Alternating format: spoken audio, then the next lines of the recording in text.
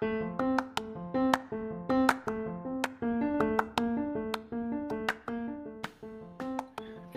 Doomer Bloomer podcast is a community for the resurrection of good ideas. We profile the hero's journey in weekly episodes and teach people about the 10 pillars framework for success in life, business, and relationships. Our mission is to find and help all Doomer Bloomers with mental health issues, poverty mindset, lack of resources, and those left behind in this world. Tune in weekly with Will S. and occasionally John Wynn as we have deep conversations with guests about the hero's journey, clown world order, and the resurrection of good ideas. To help support our community, go to www.thedoomerbloomerpodcast.com/support to become a member today. And remember, we are the cure for COVID-19.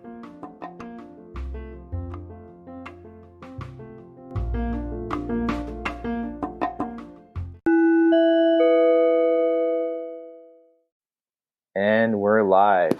Welcome back to the Doomer Bloomer podcast with Will S. And occasionally John Wynn. We are on the hero's journey each week, talking about the 10 pillars framework for life, success in relationships and business. Today on the podcast, I have Brandon White all the way from Half Moon Bay in California. How are you doing this morning, Brandon? I'm doing great. Thanks for having me on. Well, I'm glad to have you here. You messaged me on Matchmaker, which I'm calling the Tinder for podcasting. I did because you guys look cool, but you have the coolest logo. I mean, I actually think that you've outdone Joe Rogan. Well, thank you. That's quite the compliment. I mean, look at Joe Rogan. Joe's logo is really cool, but yours just pops, man. Yeah, it's really cool. Compliment of 99 designs. Spent quite a few hours getting people. It works, right? Getting people to build that for me. As you alluded to, it kind of means different things for different people. I mean, what do you think when you saw it, what came to your mind? Grateful Dead concert and a really cool military army patch. And like we talked about, I think it's just whatever lens your life allows you or facilitates you seeing, that's what you really see in it. But there's plenty to see in there. Yeah, well, I mean, it's the Doomer Bloomer, resurrection of good ideas. It's got it's got quite a lot of symbolism in there, to be honest. And for yourself, where are you on your hero's journey, your Doomer to Bloomer path? Kind of briefly tell us your story, Brandon. Well, I hope that I'm on the upswing. And it appears so, but I started my entrepreneur career. I'm going to fast forward from the failing lemonade stand that my brother and I had when we were little kids, and move to my 20s. But I started and ran the largest social networking and e-commerce site for sport fishermen on the internet. And I did that in 1996. Mainly because I had failed to print a magazine because I realized after going to the local printer that there was no way that I had enough money to print a magazine at that time. So there was this thing called the internet, and I've always been a geek. Started on a VIC-20 and then a Commodore 64. And all in college, I was on what we now call the internet, on forums, and we called them bulletin boards. I think they're still called that today, some people. And actually, to be honest, not a lot has changed in the internet to me. There's different brands that have upgraded technology, but for the most part, we're still doing the same business model, doing doing the same stuff. But I think we've figured out what works and doesn't work. But I, at the time, said, why couldn't we put a magazine online and then we could sell products and then we could have a membership with that? And I sort of combined what was existed in the print realm, physical space at the time. And in I guess it was late 1996, 97, we launched what became the largest social networking site and e-commerce site for sport fishermen. And I didn't know what I was doing, candidly, as it relates to business, but I read an article in the front of Time magazine, which you should be old enough to remember, Oh, maybe. I have my grandmother's and my mother's Time magazines. Oh my God. Oh my God. You just killed me. You're like stabbing me on Saturday morning. You're making me feel old. Your mother and your grandmother. Okay, boys and girls, here we go. It's Saturday morning. I'm really feeling uplifted here on this podcast. I'm kidding. Well, it is So the Doomer Bloomer podcast. I know I'm going to go with this as part of your stick, and that it needs to be this. And I'm not going to feel old. I'm not that old. I started early in my career, but it all depends. Maybe people out there listening think people in their 40s are old. Who knows? But it's not old. So in the front of Time magazine, there used to be new and noteworthy things, and there was really only half a page, I think, as I remember it. And I read an article that these two guys, Jerry Yang and David Philo, were building the quote unquote internet of the phone book. I mean, phone book of the internet. That's dyslexia possibly for you right there. And I said, well, it looks like they just raised like $1.5 million or $1.7 million from this venture firm, which I had researched, called Sequoia Capital, which is probably the most successful or one of the top 3 for sure. And I was like, well, why wouldn't we just raise money? So I got in the car with my now wife and we drove to Annapolis, Maryland, where we were in Maryland at the time, bought a How to Build a Business Plan book at Barnes and Noble, and drove home. I read it, wrote a business plan, and I just started talking to people. I saw a guy in my alumni magazine who said that he was going to become an investor. I wrote him. He was a senior when I had been a freshman. I had gone back to school, actually, and was working on my master's in psychology at the time. I should say that I had literally failed because during college, and I don't know what everybody else does out there, but there's always this pressure like, oh, you're in college. What are you going to do when you graduate? And it's this very simple question that you get, but has large implications if you really don't answer it right. One of those. And I said, my answer always was I was going to become a lawyer.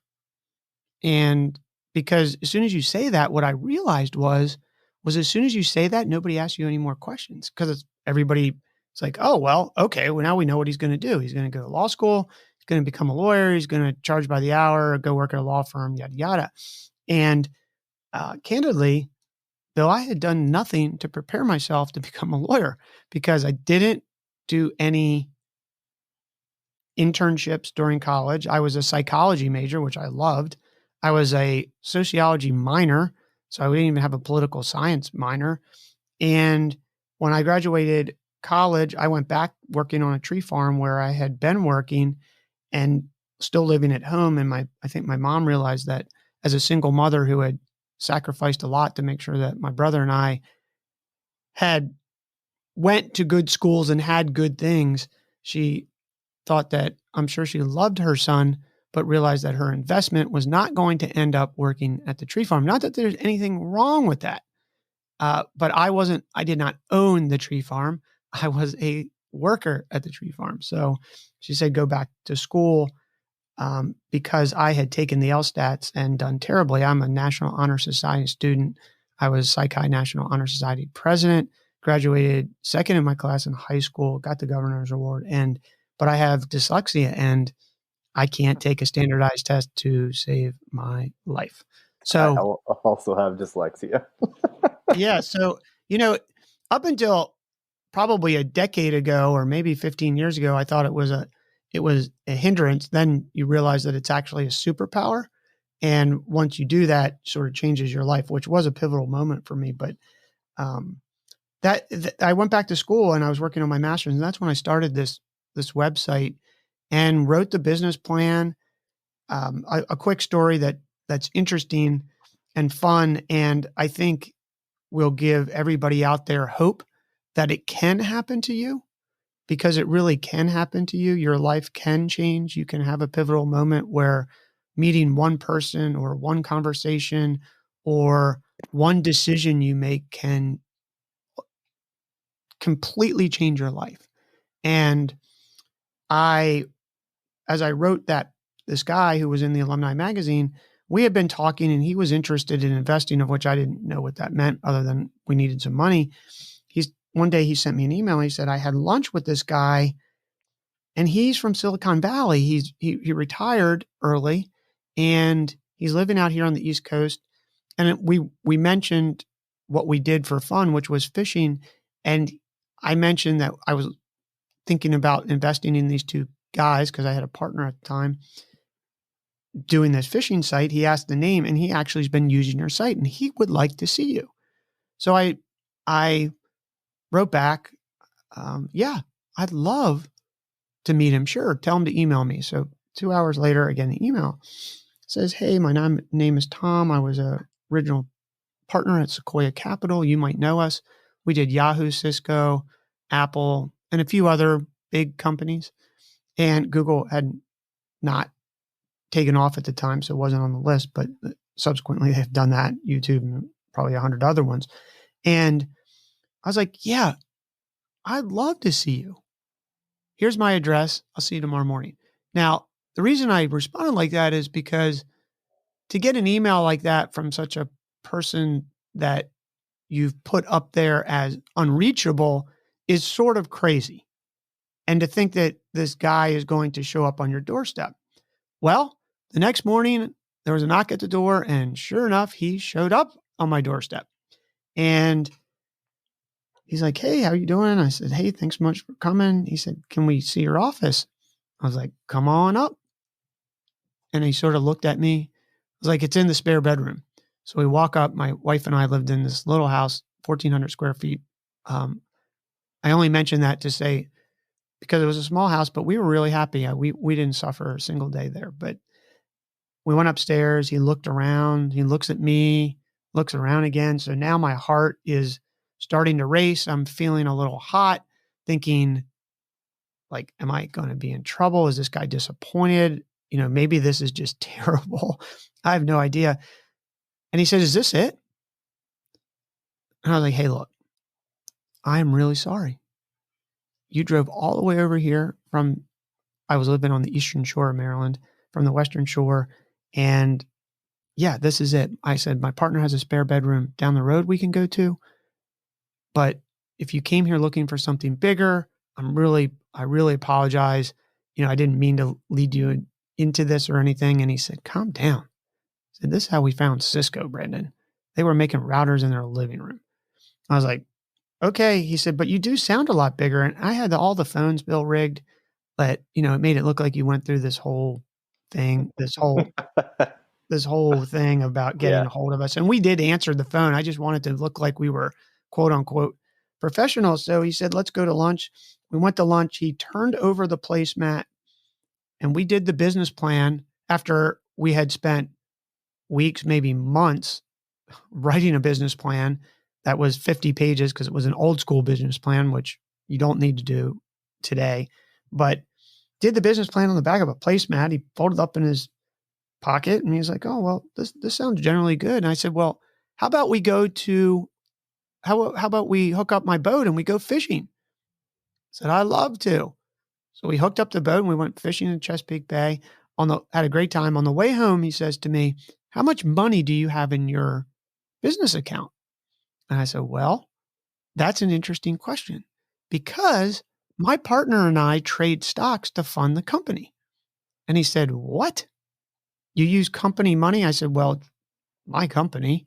And I figured it's my money and it's an investment. I said, we are building web pages and we're doing web work and selling some advertising, but it's not significant at this moment. So we figured that we could trade stocks because we were halfway decent at it. And he just shook his head. And I was driving, I'm pulling a 21-foot center console Parker down the road at 60 miles an hour. So I'm trying to pay attention.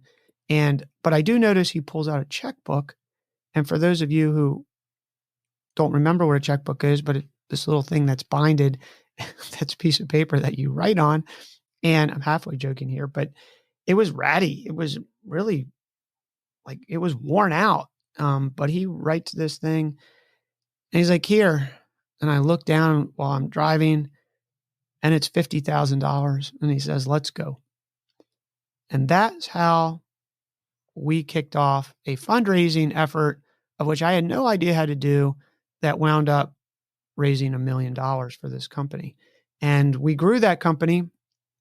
It's called Worldwide Angler at the time. It started out as Chesapeake Angler. And in 2001, your listeners and you may recall that the .com crashed and .com stock market crashed. And at that point, everyone thought that the internet was going away. And I did not believe the internet was going away. And candidly speaking, I had no choice but not to believe that, because the only thing that I had ever created of that magnitude was on the internet. And to think that it was going away was crazy. So we got in a lawsuit. We had a lot of, those times were, I don't want to say they were miserable, and they weren't doom or gloom, but they sure didn't look like the sun was going to come out tomorrow. And didn't see a rainbow with anything at the end. But I decided to buy the assets back from the investors. We closed down that company. We laid off everybody, which was absolutely horrible. And I just did not give up. And within probably 3 or 4 months, that company was running a profit. And I ran it as a cash cow, candidly. For a long time, in between, I'd worked for America Online in marketing analysis and premium services. And then I worked for 2 venture capital firms, and decided after, so I never finished my master's at that time in psychology. I had left to build that company. And then when I went into venture capital, the partners that I worked for were really incredible. And I thank them to this day. They encouraged me that I needed to get an MBA if I wanted to be in venture capital. So I got my MBA from UNC Chapel Hill. I also finished my master's degree. So I had finished that in psychology. And I decided that I was going to quit the venture capital where I was going to go, quote unquote, back to being an entrepreneur. And I developed a 5-year plan. My wife, been together for 25 years. We figured out the other day. I think we've been married for 14, maybe it's 10, married 10 and together for 14 before that. Anyway, she's from California, and I had always wanted to be in Silicon Valley for no other reason than California for a kid who grows up in Maryland is a world away. But it was always the cool place. And Silicon Valley was this magical place to me that I wanted to be. And I also realized, at least in my mind, I'm not saying that you can't build companies in other places. And there's tons of examples where you can do that. My idea was that I wanted to lower the risk to build another company. And if you're going to do that, being in Silicon Valley is a good way to lower that risk and to give you a better chance, mainly because the ecosystem out here and the fact that you can run into anybody. My neighbor is Phil Schiller, who is the head of all marketing for Apple. And I followed him the other day when on his way to work. I mean, that's not just something that can happen in other places of the world, quite candidly. And you can bump into, a person riding your bike at the top of Tanitas Creek Hill that can change your life. So that was my goal. Houses out here are really, really, really expensive, but I built a 5-year plan to get an exit from that social networking e-commerce site. And about 4.5 years in, it happened. A company had come to us. I will say that I made a major mistake with Worldwide Angler. We expanded too fast. When I bought it back, I readjusted the vision and said that I'm only going to own my local market, and I am not going to deviate from that. And that was a really hard lesson. We did grow too fast at Worldwide Angler, in my opinion. And the strategy for me was stay focused on this quote unquote local market, which was the Chesapeake Bay and Mid-Atlantic region for saltwater fishing. Absolutely own it. And then from there, I was hoping that if we built something great that people loved, that someone would want to buy it and have that as part of a roll-up strategy. Or I decided that I would go out and do a roll-up strategy only with people who were as good as we were in a region. And it turns out that a big media company in Canada, of all places, who owned a ton of magazines at the time and was building an online presence and still exists to this day, called Vertical Scope, came knocking at the door and said, we want to do a roll-up in this fishing space. Are you interested in selling? And probably over 6 weeks, we did that negotiation. I sold the company on a Wednesday and bought the house right here on the ocean in Half Moon Bay, California, that I am broadcasting to you from today with that money. And there was paid off school loans and did a bunch of other stuff. So that is my story. I've had an incredible career. I've built another company. I'm an angel investor here now. And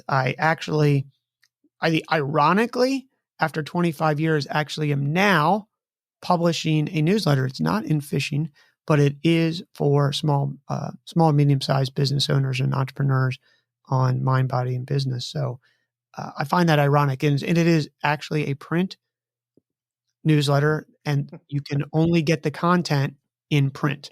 I do not put any of it online, period. So I don't know if that's like my celebratory thing, but it is ironic. But that's sort of my, if you will, the hero's journey. I don't think that I'm a hero. I think that I did it out of pure survival and determination, possibly craziness, or a combination of all of them. I love it. Tell me about going fishing with Warren Buffett. Well, I actually didn't go fishing with Warren Buffett. So the story there is, but Warren Buffett is involved. I had a guy contact me through our social network. And at the time we were getting several, depending on where you want to talk about, but we were getting several 100,000 fishermen coming to the site. And I had an email list at the time of about 100,000, which was, and still is to this day, a decent sized email list. And a guy wrote me and he said, hey, are you interested in going fishing on Friday? And look, man, like that was my job. I needed to fish all the time, take pictures of fish, write fishing reports. And I always loved meeting new people. So I said, sure, I meet this guy. I actually fished with him every Friday for probably a few months before we ever got to talk about what he did. And it turns out that this guy's name's Chris Coyle. I'll forever be grateful. He gave me a money clip that I carry every single day of my life to this day.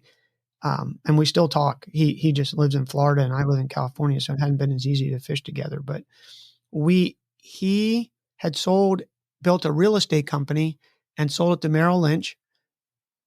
I think when he was like 32 or 33, had a 5-year non-compete, got a ranch in Montana, had some fun the day after the 5-year non-compete, came back, built another real estate company, commercial real estate and residential real estate company, took that company public, and then Warren Buffett bought that company, took it private, which is part of the now Berkshire Hathaway real estate type of thing.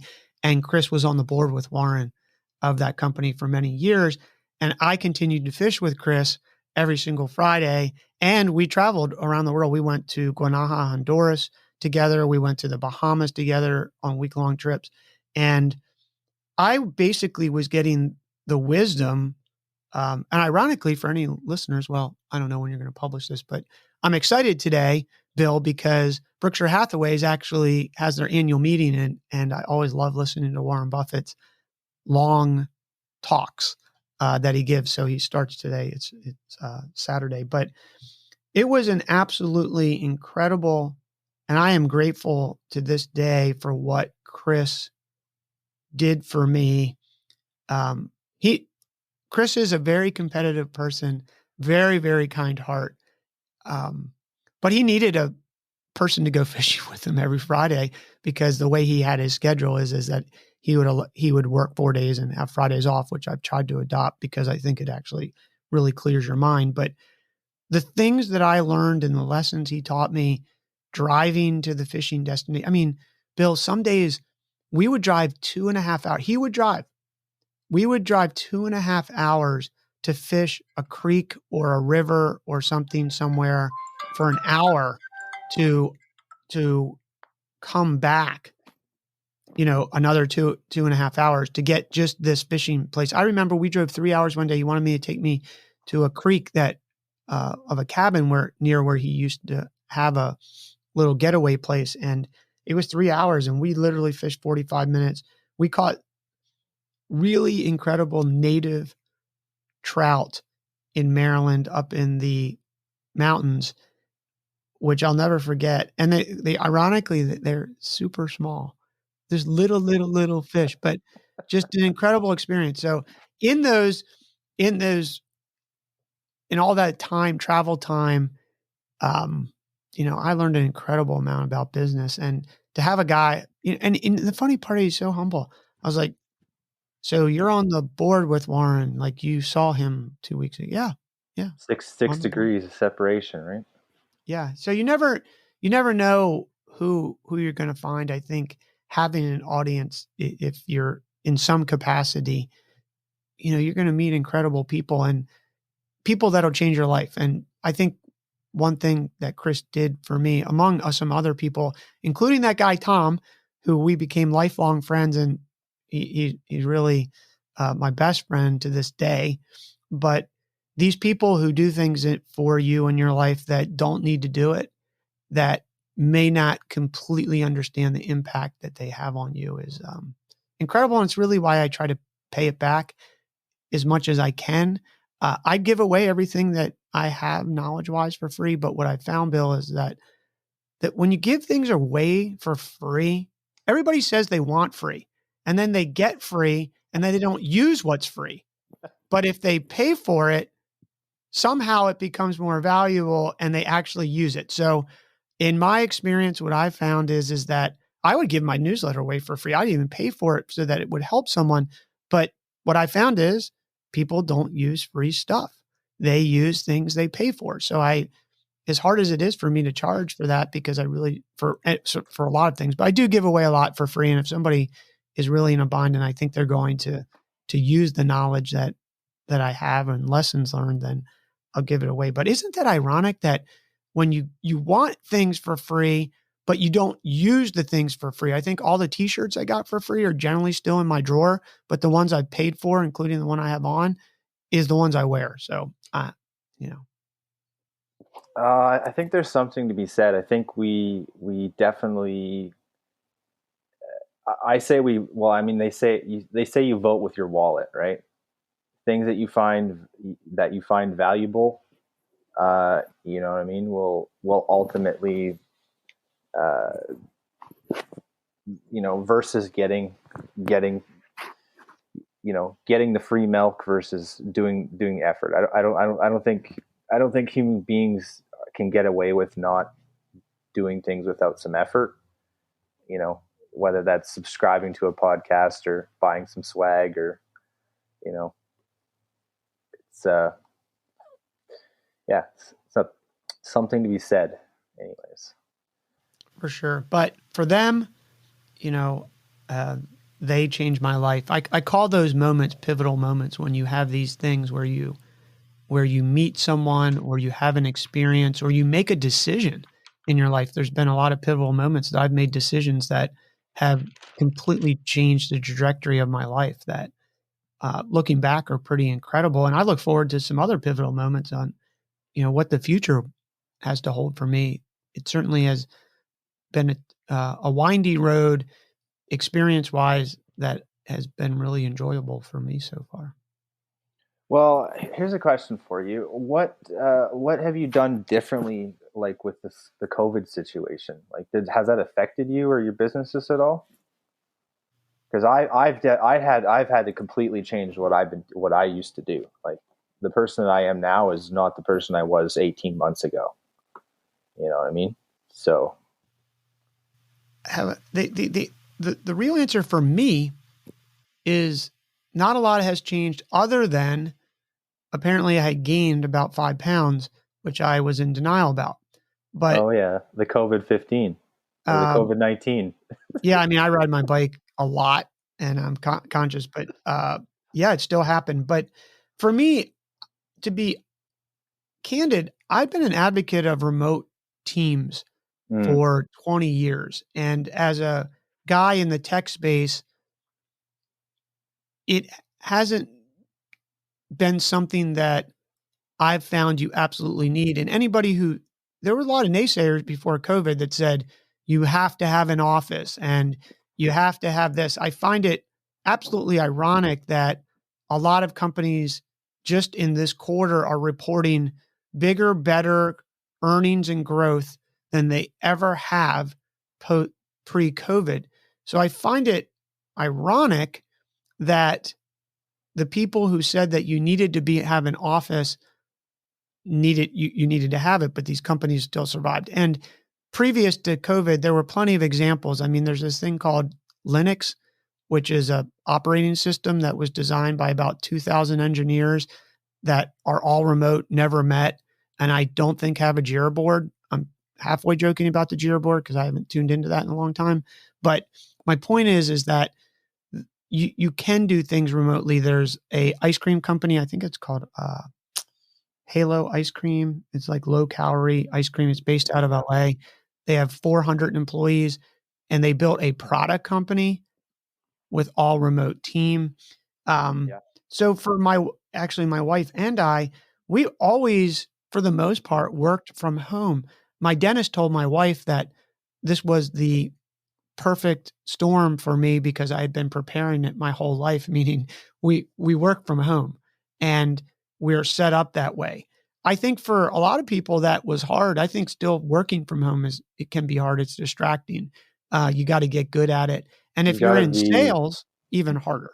you gotta be disciplined, right? Like that's what I transitioned into, um, and it comes down to discipline and you got to know yourself, right? Know like but that's the difference between an owner mentality and an employee mentality, I think.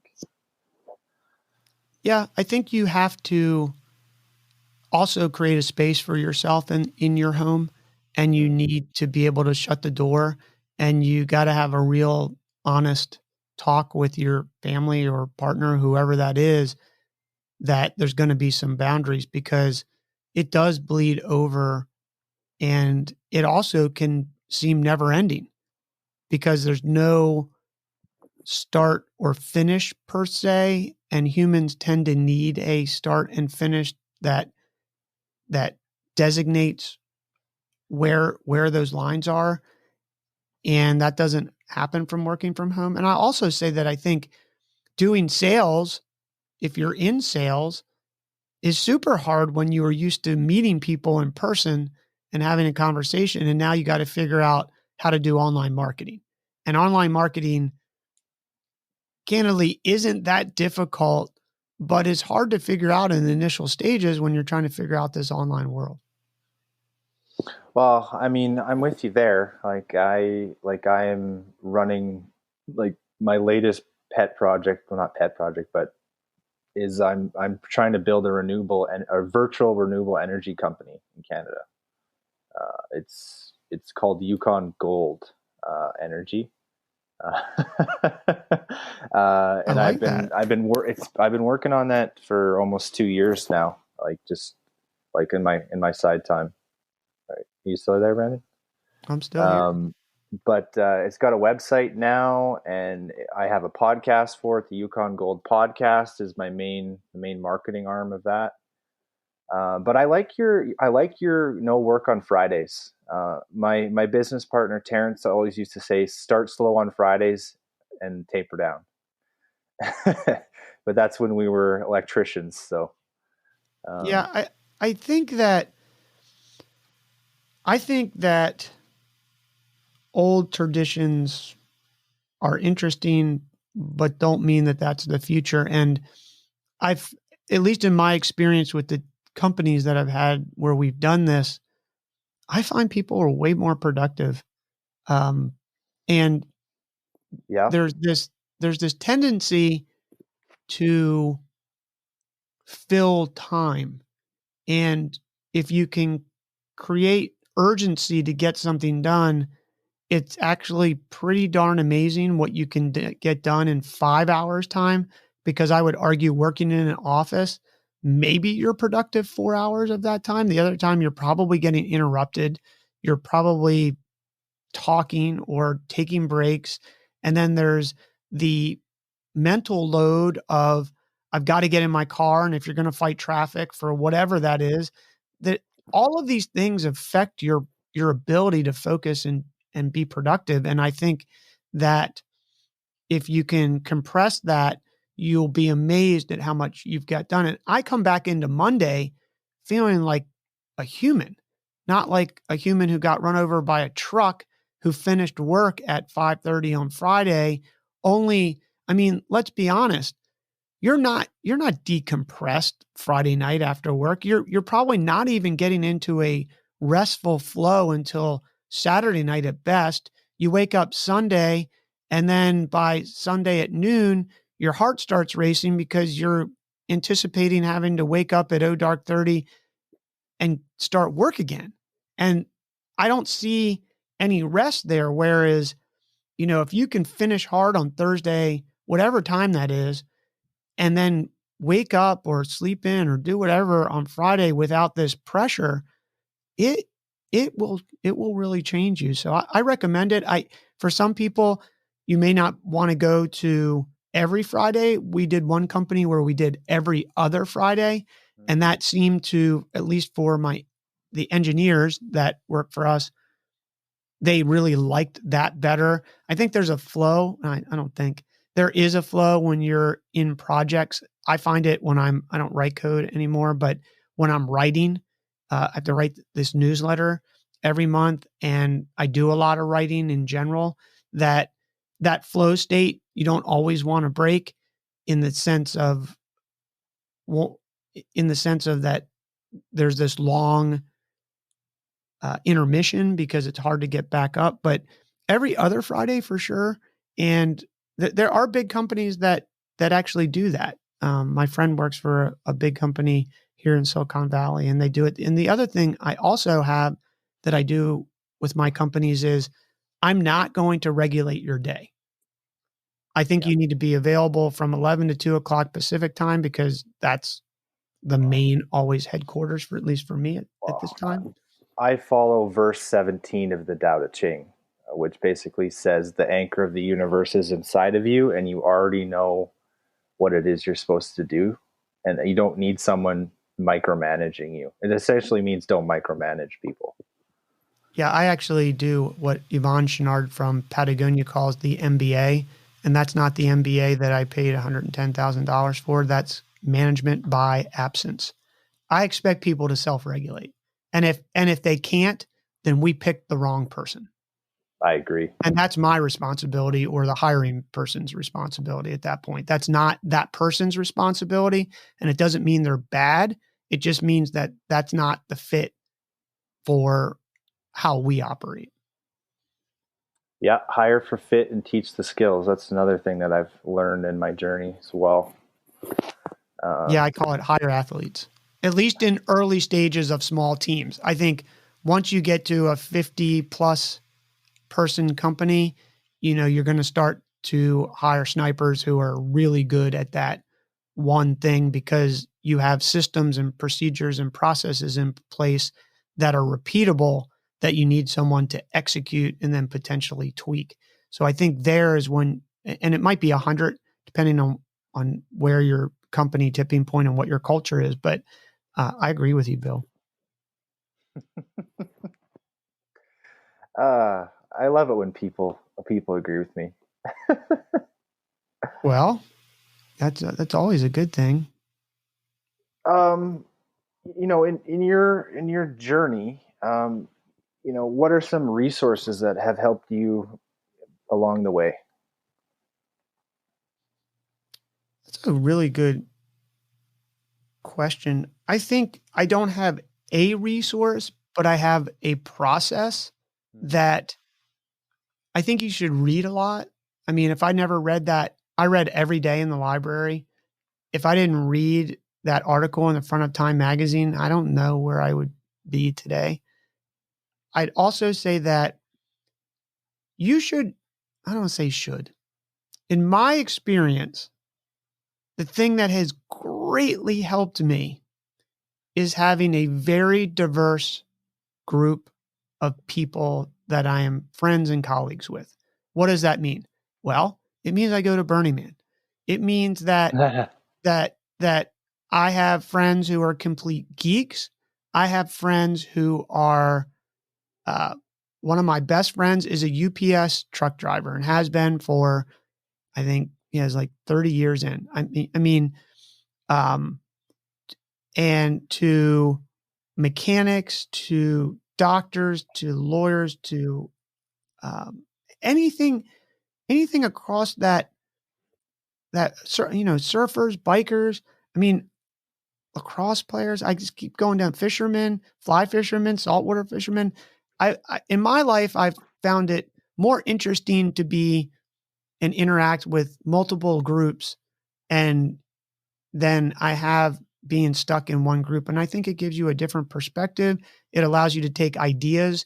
My career has been crazy. I went from doing an online fishing site, social networking site, to working in the government, to doing fishing clothing. I mean, it's been so diverse, but I think all of those experiences have allowed me to be more creative, think differently, and even have a more positive outlook on life when you're part of a very small group.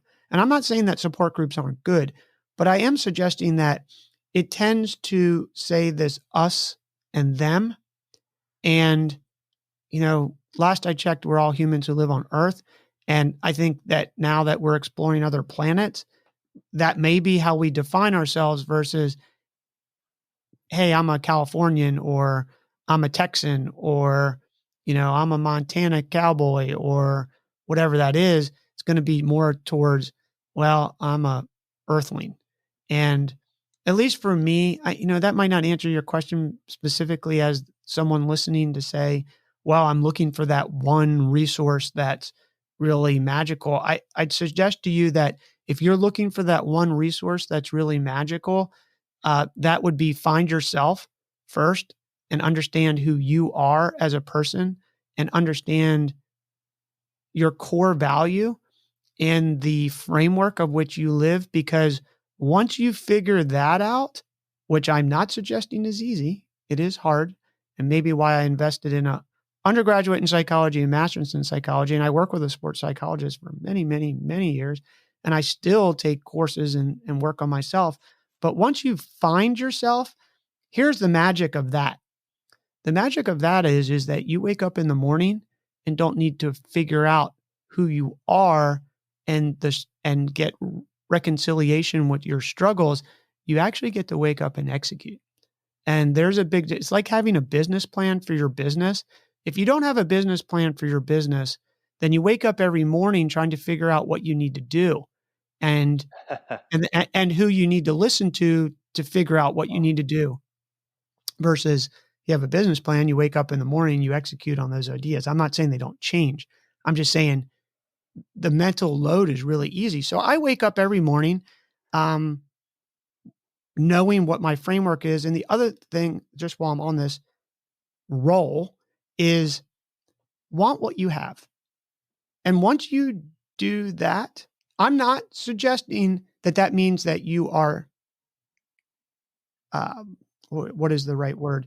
That you are saying that that's it. That you're saying, well, I'm here. You're not settling.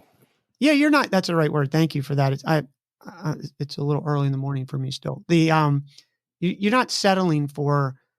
You can still want these other goals and aspire to them, but I will suggest that unless you want what you have today, it's going to be very hard for you to feel satisfied when you do get what you think you want, because you didn't ever wanted what you had to start with. And I think that wanting what you have leads to being grateful for what you have, because even if you're poor and you might be living in your car, that's a lot more than some other people have in the world. And I know that can be used a lot, but I don't think that's comparing yourself. I think that's just having a little perspective to bring it back down to home so that you take responsibility for yourself. Well, I like how you say it starts with gratitude. I recommend everyone have their own gratitude journal. Alexa reminds me every morning at 7 o'clock, do my gratitude. Because if you're not taking stock of what you already have, then you're never going to appreciate when you do arrive. And as the Tao Te Ching says, you need to get from striving to arriving, right? If you're not, it's like you said, once you have that business plan or master plan for your life, it's not striving anymore. It's just you're executing the plan every day. Like I have no, not a lot of people know this about me, but I have a plan that flows out to the year 2089. I like that. I know where I'm going to be in 2045. I'm going to be in one of two places, either the Baja in Mexico or Teslin in the Yukon. You know what I mean? I like that. Because I took a lot from Jim Carrey, where you ask the universe for what you want, and then, like you say, execute on it. You know what I mean? And I don't know, if I was going to write a book, the first line of the book was going to be, in order to get where you want to go in life, you need to start from your destination and to connect the dots in reverse, or something to that effect. I think that's, some people call that visualization. And I will tell you that I've used visualization every day in my life. I got taught, I was really lucky to meet a sports psychologist that was one of my mom's good friend's husband. And for whatever reason, he took me on for not a lot of money. And I met with him almost every week or twice a week for many, many years. And an example of how visualization can lead you to success, I have a picture on my phone, because I used to do the visualization in a notebook with scrap pictures about my future and all of that sort of stuff. And then I moved it to my phone. It was just easier. But I have a picture, Bill, of a house on the water, overlooking the ocean. And the irony of that picture is that you can't see the beach because it's on a cliff. Now, why I would pick that picture 20 years ago is odd to me, because I'm from the East Coast originally, and our beaches in the mid-Atlantic in general do not have cliffs overlooking the ocean. It's basically sandbars from Ocean City, Maryland, New Jersey, even Montauk. These Montauk has some cliffs, but in general, that North Carolina, South Carolina, Georgia, Florida, there's not cliffs. There's, it's a beach that is the land is at sea level. So if I show you a picture looking out my window right now, you see the Pacific Ocean, but you don't see the beach because we live on a 74-foot cliff. Now, you could say that was chance. You could say that was whatever you want, but I find it very ironic that is literally the view out my kitchen window. And I have that picture from almost 20 years ago in my visualization journal that I did every day. Wow. I designed my first house when I was 17. So there you go. You can do this. One thing I'll say, that when you were talking before I was listening, I don't want to forget this point. Another reason it's really important to find out who you are and know your why, if you will, and your framework of how you're going to live, or your moral compass. And I don't mean this in some crazy, that moral compass really allows you to make decisions very easily because you know what you will and will not do and why. And unless you get there, you almost can't find the successes. So for me, it took many, many years. I mean, I read a book by Malcolm Gladwell that basically talked about, it was David and Goliath book he wrote, and it talks about how all these people have dyslexia and they're incredibly smart. That was a pivotal moment for me because it changed my life from, oh man, you have dyslexia and you're screwed, to, oh my God, your dyslexia has been your superpower and you're actually like lucky that you have this thing. And what happens then, so that helped me accept who I was and not fight it and acknowledge it and take responsibility for it, whether it was I have it. I got to take responsibility that that's mine. And what happens then is that you can have these successes. So I remember, Bill, making $1 million was something to me that was, I don't know, inconceivable, like untouchable. But I struggled to get to that, make $1 million in 12 months, and even a business to get to $1 million in revenue for a long time, until I found myself. And once I found myself, this weird thing happened, which was, it's like when I sold that company, I was like, oh my God, I read about all these people and all these magazines and online that sell their companies and make this money and they have financial freedom. And now they've done this. And I was like, is that for me? And then when it happened, it's like, okay, well, I'm going to do this again. And in order to get, and when you get that, there's this incredible self-confidence that comes, and that catapults all of these other things in your life. But in my opinion, I guess I get to have somewhat of a strong opinion, maybe because I have a master's and studied all this for a long time in psychology, is that you got to find yourself, because once you find yourself, you'll get that. And then that will breed something better. And the thing that you thought was never achievable, I never thought in a million years I'd live in a house that was worth over $1 million. I was like, that is for rich people. But that self-talk, that language, but I was combating it with my vision, working on myself. And then once that happened, man, like it just, it's like riding your bike on a century. You're like, oh, I'll never ride 100 miles. I go ride 100 miles today. And then you're like, then you get that confidence. And I can't say enough about that to your listeners. It's really important. Well, I say confidence breeds competence, or competence breeds confidence. Like, it's kind of an interchangeable relationship, right? Like, I didn't always know how to do the things that I knew how to do. Like, I didn't know how to start a podcast 2 years ago. Had not a clue. Okay. I was just like, you know what? I'm doing this. And I don't care if it sounds like garbage or whatever, or the audio quality. Like, the first episodes, the audio quality was horrible. But I found over, by just doing it, I feel that the things that I need get flowed to me. I found Zencaster, I found Matchmaker, I found this latest one is called Audio Burst. So I can take the podcast and it'll break it into segments. If you don't want to listen to a full podcast, I could break it into segments, and I can just put a little segment onto YouTube or on any of my social media pages, and it saves me having to go over the audio myself. You know what I mean? So it finds the segments. Yeah, by itself? It breaks it down. It actually breaks it. It's called Audio Burst. I literally just found it. The day before yesterday. Well, I'm going to check that out for my podcast, because that's a big time suck doing that. Well, and it does transcriptions, and it's got premium service. It's got all sorts of. It used to be part of the Blueberry, suite, but it was a separate thing from Blueberry. It's like, I'm jumping on that one.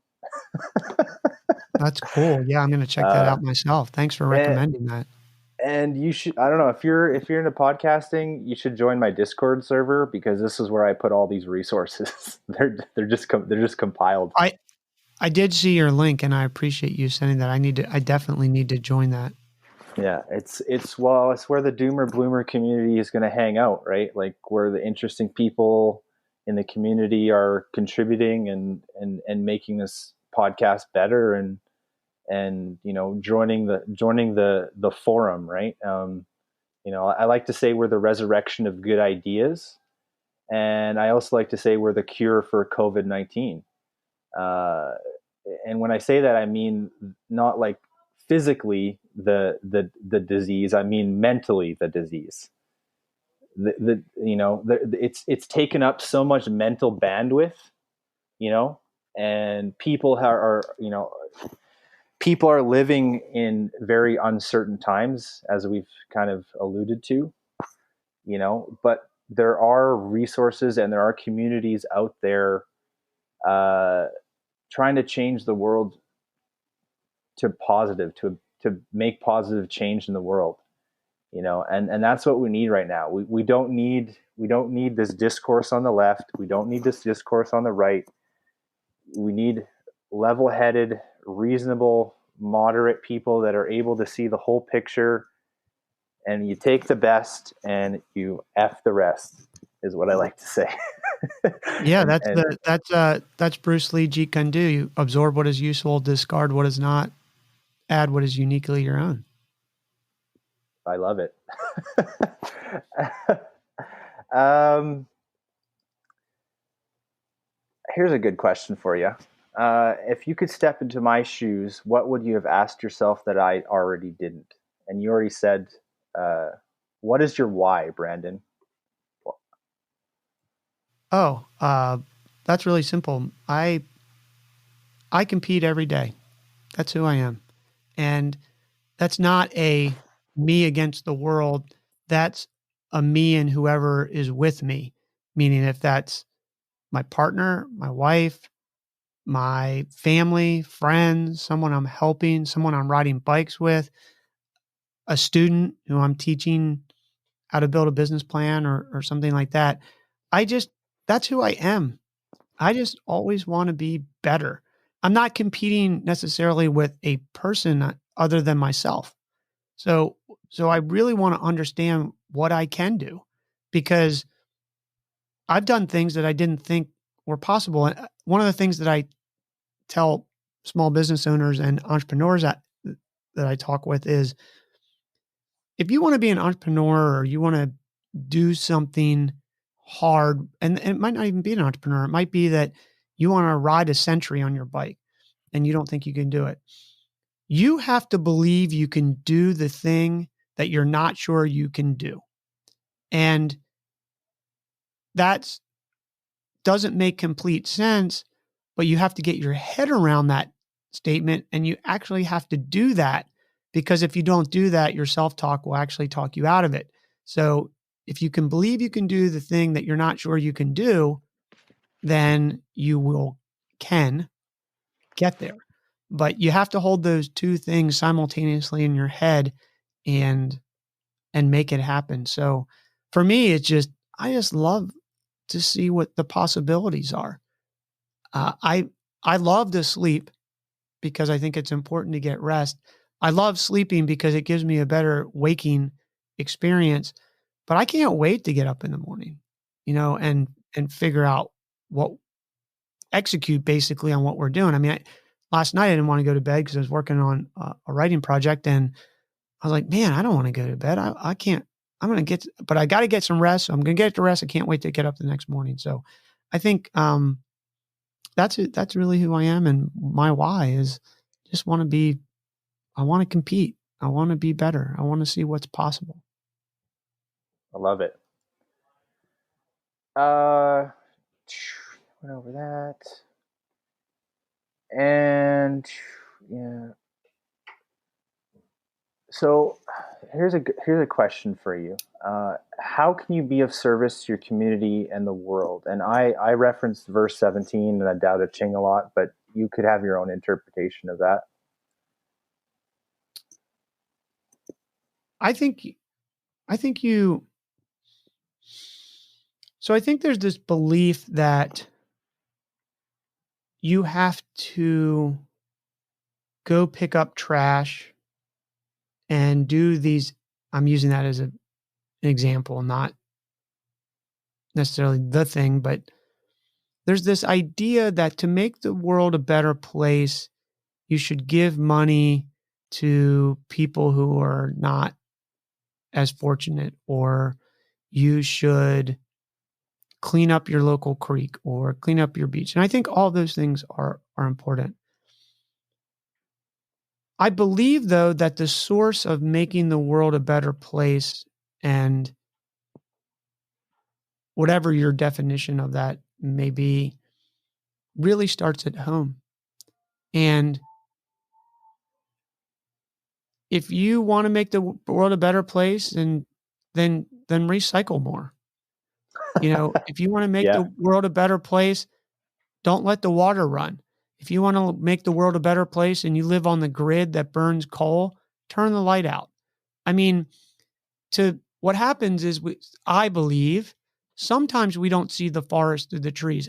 I am not saying in any way that picking up trash in the local beach cleanup isn't important. It is important, and it makes our community better and cleaner and brings people together. But if you do that and you throw all your plastic or a lot of it away in the trash, then what are you really doing net for that? And I think this idea that even with kids, like saying the school systems need to be better, we need this, we need that. It feels like to me an excuse that if you want kids to be better, if you want kids to learn more, if you want kids to have better manners, then teach that at home, because it's not going to be taught in a 6-hour or 7-hour stint at a school with a teacher who's trying to manage a whole class, and then to blame it on a teacher or a school system that they're not doing this for our kids. Last I checked, you can teach your kid how to read a new book. You can expose them to something different. You can teach them right or wrong. That starts at home. And I think if we, as a world earth community, want to be better, then we need to build a stronger foundation. And that starts at home. And I get a little tired of thinking that there's going to be this outward group of rules and regulations and laws that are going to fix things. In the United States of America, we have a very large debate for a very long time going on about guns. And I find it crazy Wow. that we think that Congress is going to pass a law and suddenly we're not going to have any gun shootings. Bad people will get the things they need to do bad things, but bad people can be prevented from doing bad things because they are taught that those are bad things at home. Well, And guns don't kill people. People kill people. yeah, and I Guns are understand there's politics, right? But I think, it was a long answer to your question that probably some other guests might have answered shorter. But I think it's all about the foundation of ourselves. And, at the end of the day, that's how you do make the world a little bit better. Well, I talk about the four virtues of stoicism: courage, wisdom, justice, and self-control. It starts with that first circle of self, and then, as you say, then the next circle out is family, community, and then the rest of humanity, and then the earth, right? But you're absolutely 100% accurate. It starts with self, right? And having that first island to yourself and taking care of that island and mowing your own grass and doing the maintenance required on your first self island. Because if you're not taking care of yourself, you can't take care of anyone else, really, in my opinion. I Um, tend to agree. um, yeah, so there's two more questions I'm going to ask you, and then we'll talk about where we can find your coaching links and that sort of things.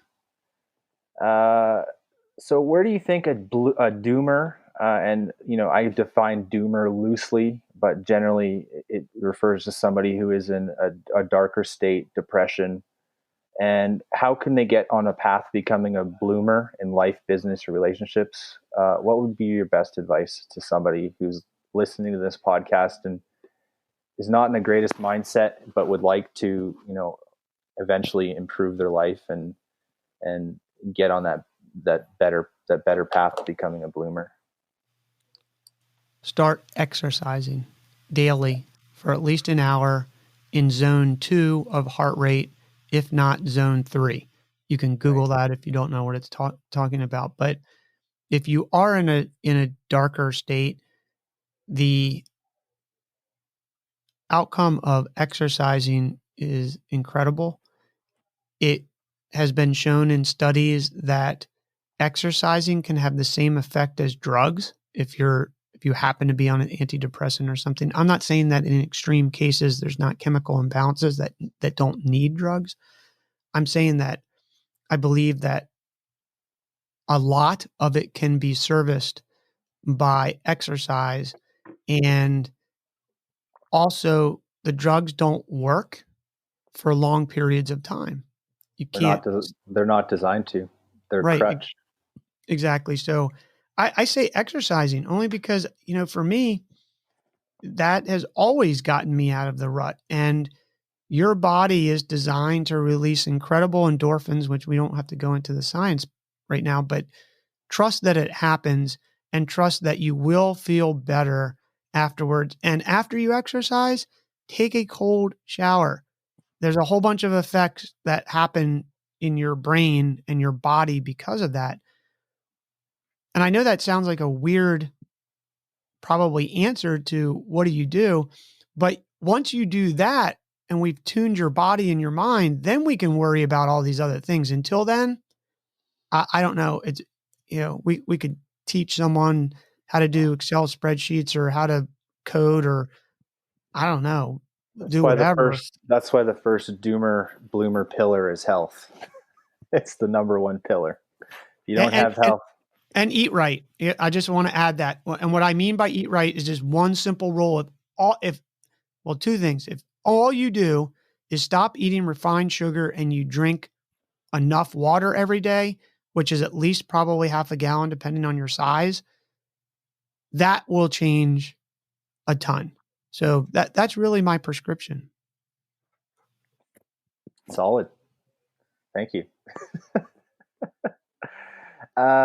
And second to last question is, what is your zombie plan? That was the bonus. It's my bonus question. Do you have a Did I zombie answer plan? it? No, you left it blank. So I'm curious. What is my, in case the zombies come? Yeah, in case the zombies come, like the COVID zombies. I It's don't kind of a know. tongue in cheek question. Yeah, I know. I'm trying to get a tongue in cheek answer for you, but or a real one.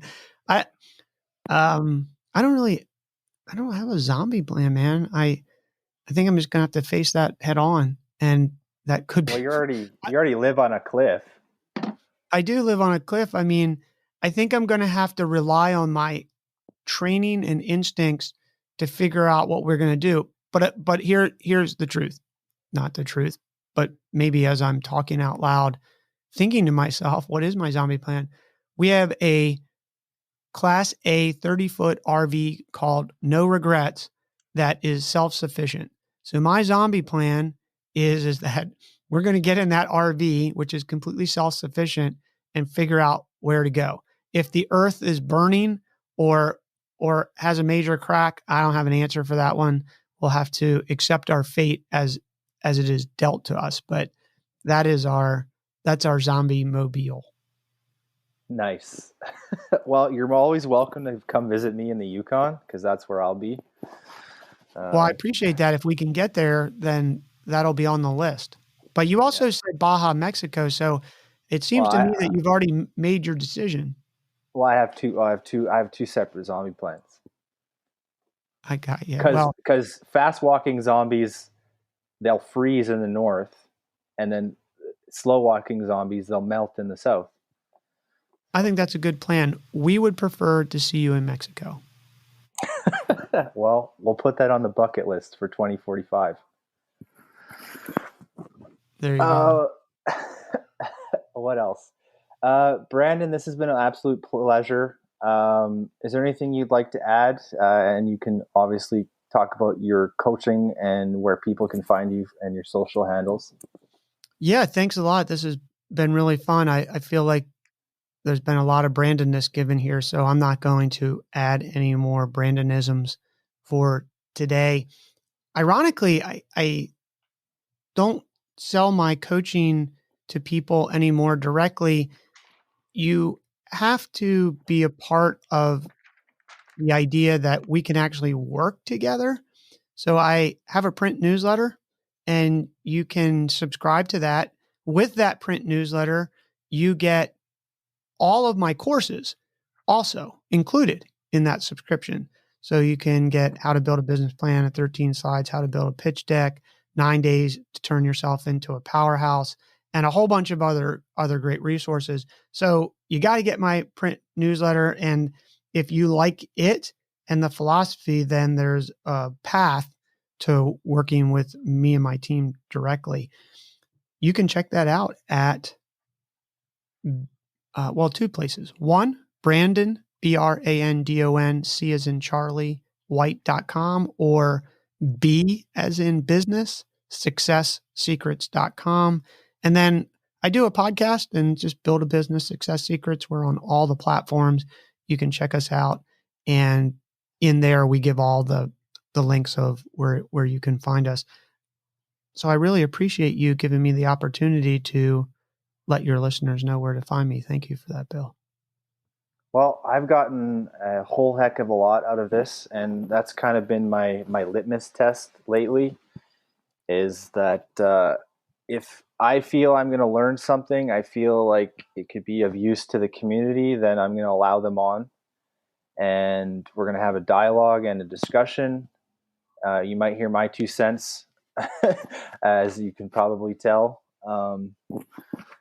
And for myself, like I got a lot of irons in the fire as well, guys. Building this community is definitely one of those irons. I would love your guys' help.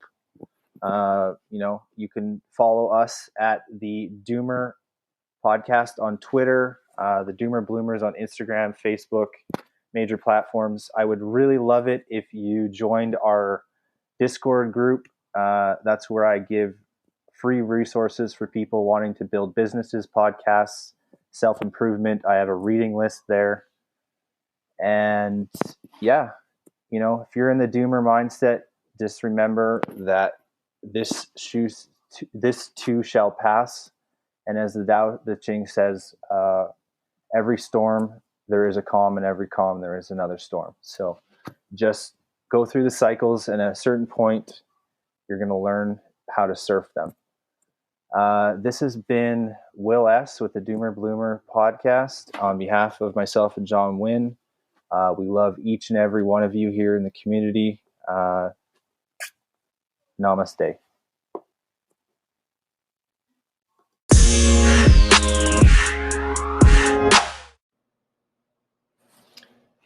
If you've been a longtime listener of the show, you know that we're trying to build a community. The Doomer Bloomers is a community for the resurrection of good ideas. If you would like to take part and help support the community, please consider joining my Discord group, becoming a level 1 Patreon subscriber, or making a tax refundable donation to my GoFundMe page. It would really help support the show.